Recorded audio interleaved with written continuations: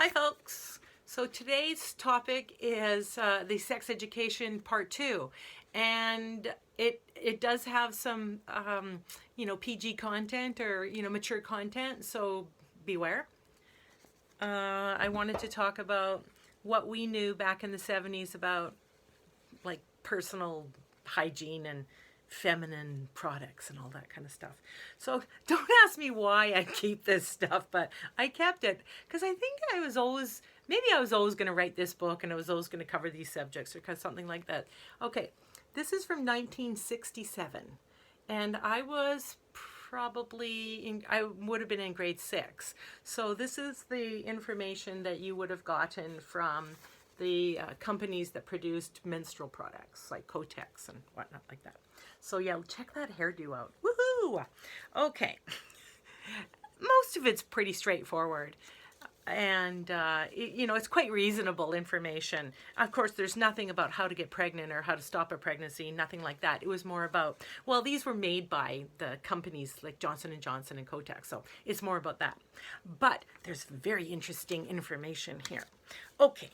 So some do's and don'ts, and it's like shower and all that kind of stuff.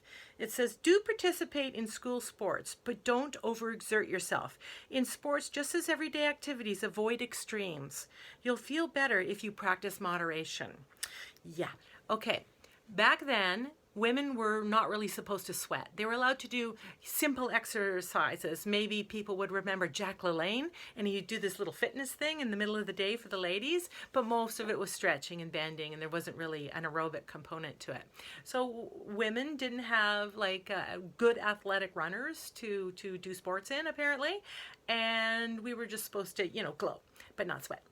So in 1967, Catherine Switzer was the first woman to ever do the Boston Marathon. She had to go in under an alias, and she was with her partner, a fellow, and they physically tried to remove her. There's really good images of her being physically accosted on the run.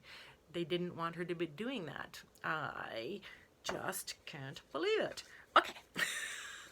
We've moved. Somebody commented, we've come a long way, baby. Okay, the other interesting thing is swimming may be fine after the first day, but not in icy water. However, do go to the beach or pool wearing your zaniest shift or your trimmest shorts. It's a good time to catch up on your suntan. Okay, everybody get a suntan.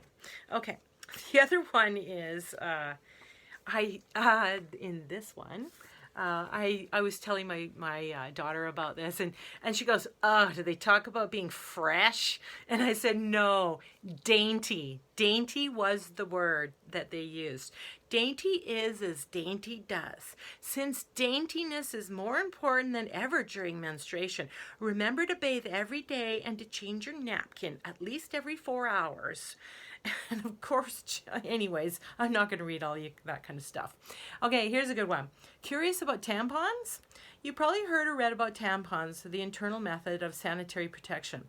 While they can be used if there's no insertion difficulty, it is advisable to wait until the pattern of your menstrual cycle is completely established before attempting to use them.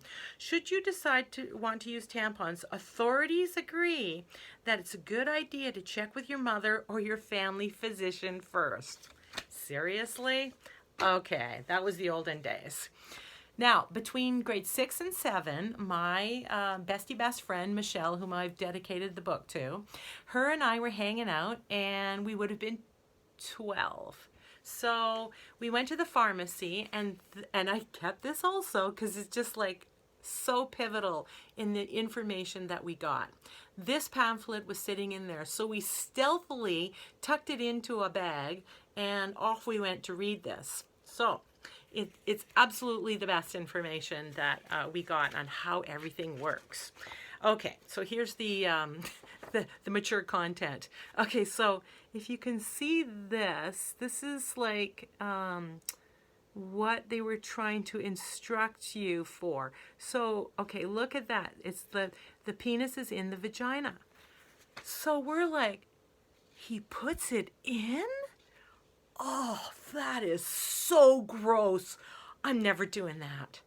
So at least we knew how it worked, and different birth control methods were advised. But that was a complete laugh. He puts it in. Oh my God.